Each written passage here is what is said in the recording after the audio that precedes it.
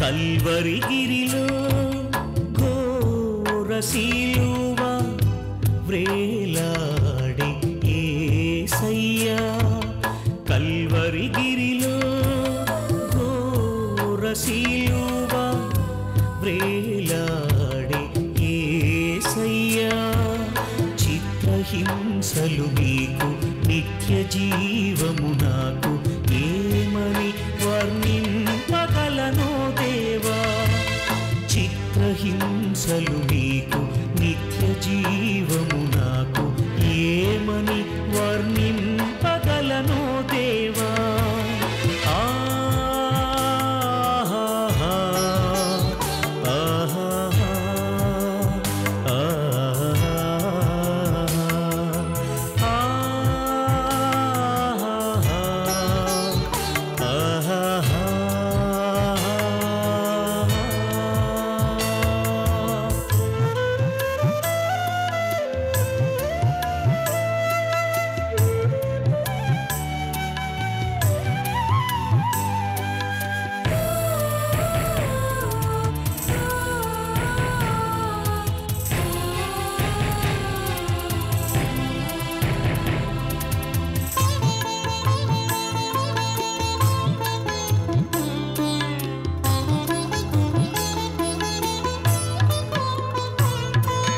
తండ్రి వీరేమి చేయుచున్నారో ఎరుగరని సెలవిచ్చితివి,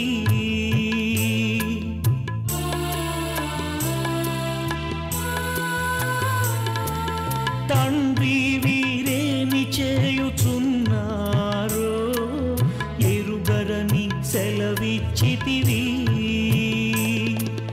నిజమెరుగక కాదు శిక్షించలేక కాదు, నిజమెరుగక కాదు శిక్షించలేక కాదు, నీ ప్రేమకు సాటెవ్వరు.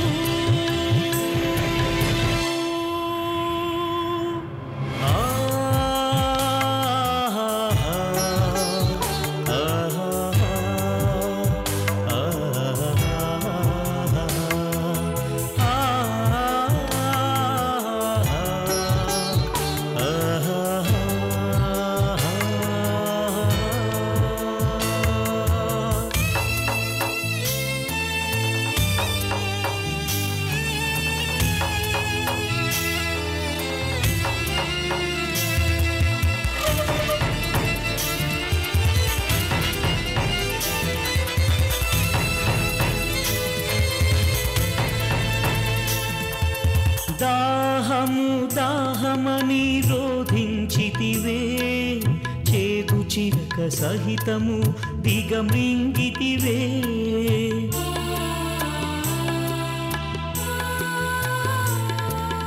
దాహము దాహమని రోధించితివే, చేదు చిరక సహితము దిగమృంగితివే, శాసించగలవు శాంతిని చూపితివి, శాసించగలవు శాంతిని చూపితివి, నీ ప్రేమకు సాటెవ్వరు.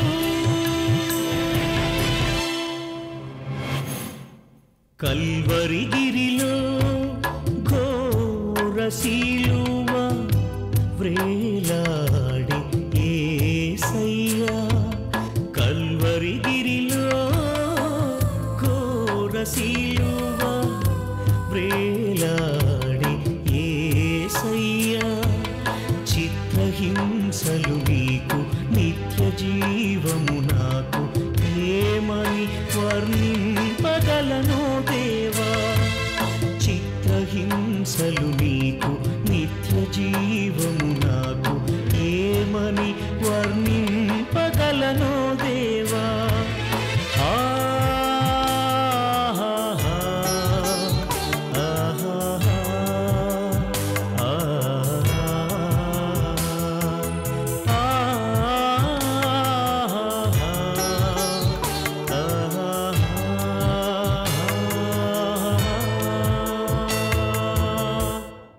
ప్రేమపురుడు ప్రేక్షకులకు ప్రభువైన యేసుక్రీస్తు నామములో శుభములు తెలియజేస్తున్నాను.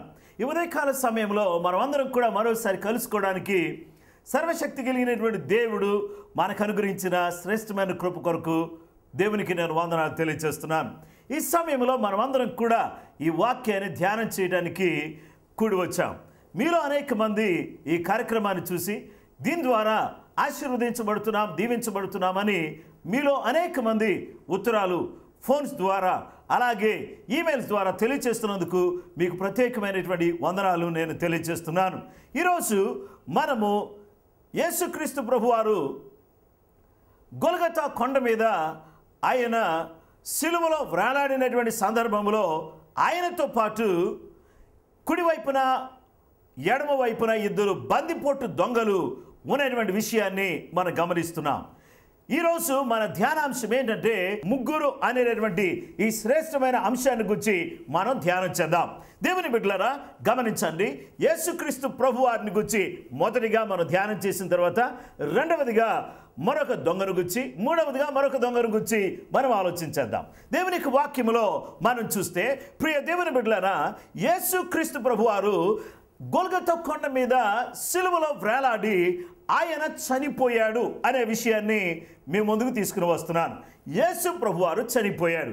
యేసు ఎందుకు చనిపోయాడు అనంటే యేసు పాపుల కొరకు సిలువలో చనిపోయాడు అనే విషయాన్ని మనం జ్ఞాపకం చేసుకోవాలి. దేవుని యొక్క వాక్యాన్ని మనం గమనించినట్లయితే ఈ యేసు ఎవరు? యూదులకు రాజుగా ఉన్నాడు. ఈ యేసు ఎవరు? పరలోకము నుండి భూలోకానికి దిగి వచ్చినటువంటి రక్షకుడై ఉన్నాడు. ఈ యేసుక్రీస్తు ప్రభువారి ఆ పేరును గురించి మనం ఆలోచన చేస్తే ఈ పేరుకు అర్థం ఏంటంటే రక్షకుడు అని అర్థం. ఎవరిని రక్షిస్తాడు అంటే తన ప్రజలను వారి పాపముల నుండి ఆయన రక్షించే దేవుడిగా ఉన్నాడని దేవుని యొక్క వాక్యం ద్వారా దేవుడు మనతో మాట్లాడుచున్నాడు. కనుక ఈరోజు దేవుడు ఏం చేసే దేవుడిగా ఉన్నాడంటే రక్షించే దేవుడిగా ఆయన ఉన్నాడు. దేవునికి స్తోత్రం. రక్షించే దేవుడు దేని నుంచి రక్షిస్తాడంటే పాపము నుంచి, శాపము నుంచి, భయంకరమైనటువంటి దారిద్ర్యము నుంచి, సమస్యల నుంచి మనల్ని రక్షించి మనకు విడుదల కలుగు చేసేటటువంటి గొప్ప దేవుడుగా యేసు ప్రభువారు ఈ ఉదయకాల సమయంలో మనకు కనబడుతున్నారు. దేవుని యొక్క వాక్యములో మనం చూస్తే యేసు ప్రభువారిని గురించి యెషయా మహా గొప్ప ప్రవక్త ఏం చేశారంటే ఈ విధంగా ప్రవచించాడు. ఆయన అతిక్రమము చేయువారిలో ఒకనిగా ఎంచబడిన వాడాయను అనే విషయాన్ని మనం చూస్తున్నాం. అందుకనే ఈ యొక్క ఇరువైపులు కూడా ఇద్దరు దొంగలు ఉంచమన్నట్టుగా దేవుని బిడ్డలారా వాక్యములో మనం చూడవచ్చు. ఇద్దరు కూడా ఇరువైపులు కూడా, కుడివైపున ఒకరు, ఎడమ వైపున ఒకరు, కుడివైపున ఎడమ వైపున ఇద్దరు కూడా ఇరువైపుల ఇద్దరు దొంగలు వేలాడుతున్నట్టుగా మనం చూడవచ్చు. అయితే యేసుక్రీస్తు ప్రభువారు ఈ లోకానికి తండ్రి అయిన దేవుని చేత పంపబడినటువంటి వాడిగా ఆయన ఉన్నాడు. దేవుని యొక్క వాక్యములో మనం గమనించినట్లయితే దేవుడు లోకమును ఎంతో ప్రేమించెను.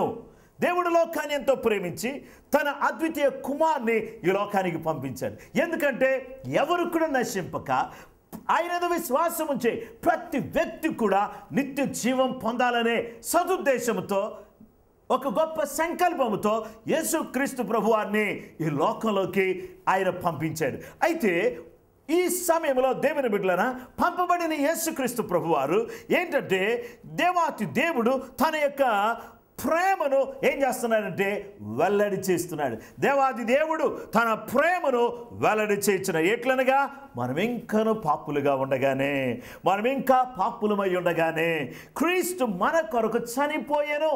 క్రీస్తు మన కొరకు చనిపోయాడు.